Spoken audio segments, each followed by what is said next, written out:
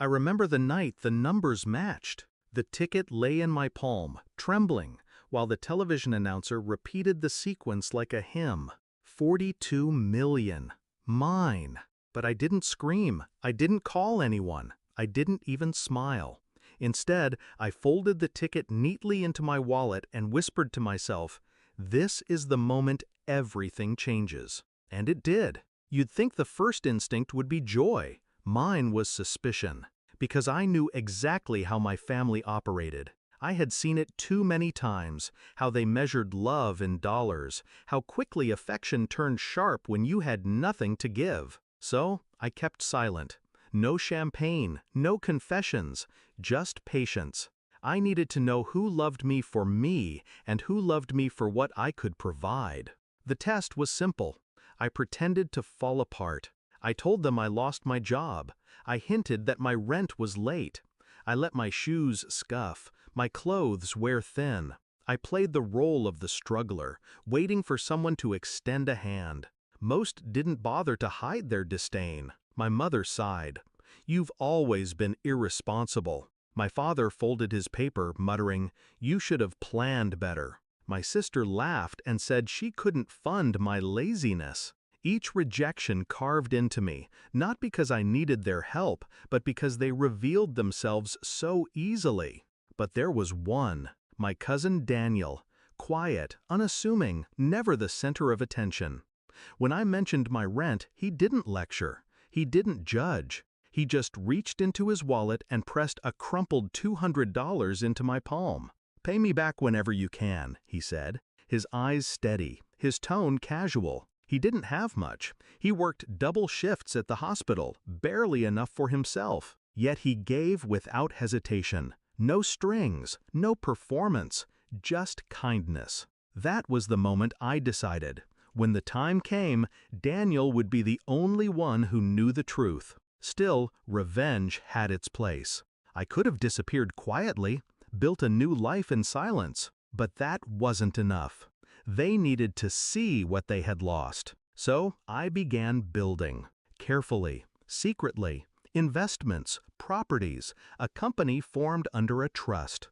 Layer by layer, I created an empire no one could trace to me. On paper, I was still broke. In reality, I was untouchable. Then I invited them all to dinner. The restaurant was expensive. White linen, crystal glasses, waiters gliding like shadows. My family sat stiffly, suspicion flickering as they glanced around at the luxury they knew I couldn't afford. My father leaned in. "So, you've been doing better." His voice carried that edge of curiosity sharpened by greed. I smiled. "Better than you think." That was my cue. I slid a small black folder onto the table. Inside, contracts, deeds, proof of the fortune they never imagined I controlled. My mother's breath caught. My sister's hand shot out, flipping through pages, eyes widening with every line. My father stared, jaw tight, nostrils flaring. Finally, my sister whispered, "All this time, you were rich?" I met her stare, calm. "All this time, I was testing you." The silence was heavier than the chandeliers above us. I let them squirm, let them feel the weight of their own words echoing back at them. The disdain, the dismissal, the casual cruelty when they thought I was nothing. Then I delivered the final blow. "Do you remember when I asked for help? Do you remember what you said? Every one of you turned your back, except Daniel." All heads swiveled to him. He looked down, embarrassed, but I kept my gaze steady. "He gave when he had nothing. You had plenty, and you chose to withhold. That's why tonight I'm cutting you off. Not a dollar, not a cent. Everything I own, every company, every property will pass through Daniel. He's my family. The rest of you, just strangers who share my blood." The color drained from their faces. My mother stammered, reaching across the table.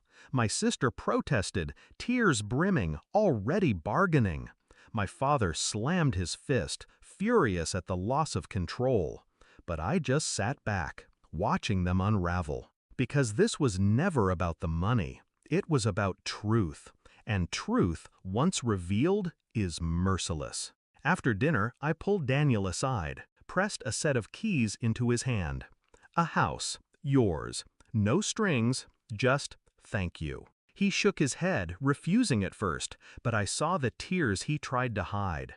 He understood what the others never would. That generosity is not measured in millions, but in moments when you have nothing and give anyway.